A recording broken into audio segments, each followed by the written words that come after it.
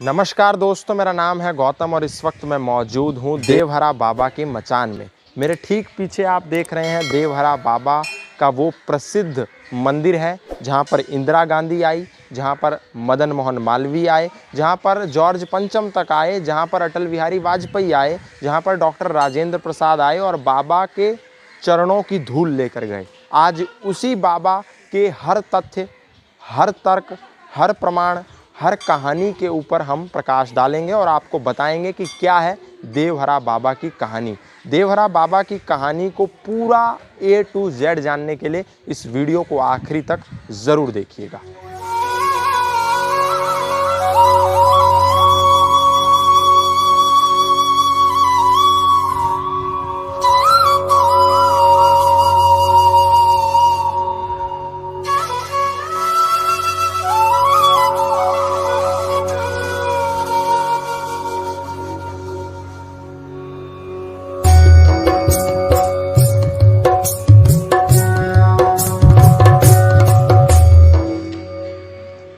आप मेरे ठीक पीछे देखेंगे ये मचान बना हुआ है, ऊपर देवहरा बाबा बैठे हुए हैं और हाथ की मुद्रा ऐसे है।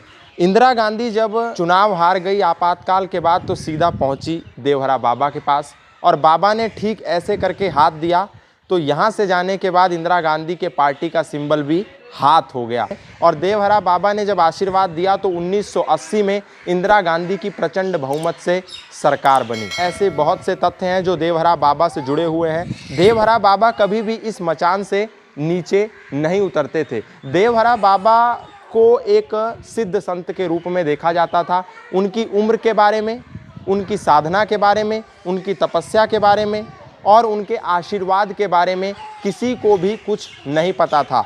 उनकी उम्र 250 से 500 साल लोगों को अनुमान था कि इतनी उम्र बाबा की होगी। बाबा मई 1990 में इस संसार को भौतिक रूप से अलविदा कह गए और कहाँ गए ये भी पता नहीं चला। यमुना में उतरे और उसके बाद बाबा नज़र नहीं आए। बाबा कभी भी इस मचान से नीचे उतरकर भक्तों को दर्शन नहीं देते थे। बाबा का पैर उस मचान से नीचे रहता था और उसी से ही भक्तों को दर्शन दिया करते थे। दोस्तों, आज कलयुग के दौर में ऐसे संतों का मिलना बड़ा दुर्लभ है। बाबा के पास मदन मोहन मालवीय से लेकर के जॉर्ज पंचम भी जब भारत की यात्रा पे आए थे तो बाबा के गांव देवरिया में गए, बाबा से मिले, बाबा के पास जाकर के कुछ बातचीत करी। बाबा देवरिया जिला उत्तर प्रदेश के जन्मे थे, इसीलिए बाबा को देवहरा भी कहा जाता था और बाबा दैवीय शक्तियों से निपुण थे, इसलिए भी बाबा को देवहरा बाबा कहा जाता था। दोस्तों, इस बाबा से जुड़े बहुत से चमत्कारिक किस्से हैं जो आपको उनके भक्तों से सुनने को मिलेंगे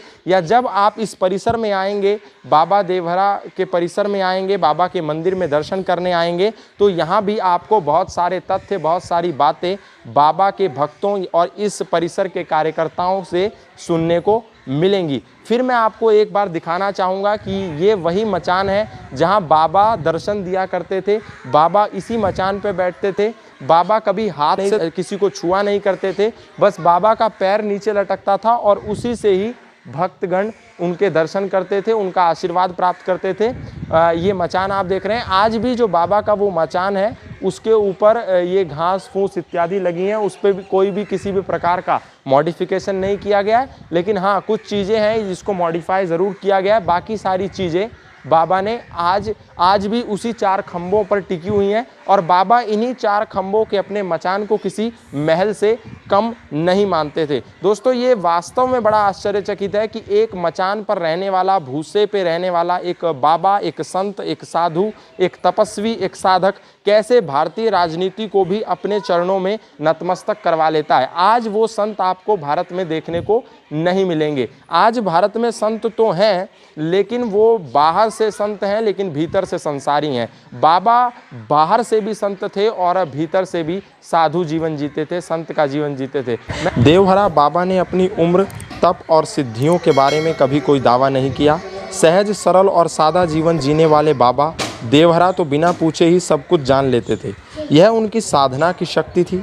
ऋषि मुनियों के देश भारत में ऐसे कई संत हुए जिन्हें दिव्य संत कहा जाता है। ऐसे ही एक दिव्य संत थे देवहरा बाबा। सहज, सरल और शांत प्रवृत्ति के बाबा को बहुत ज्ञान था।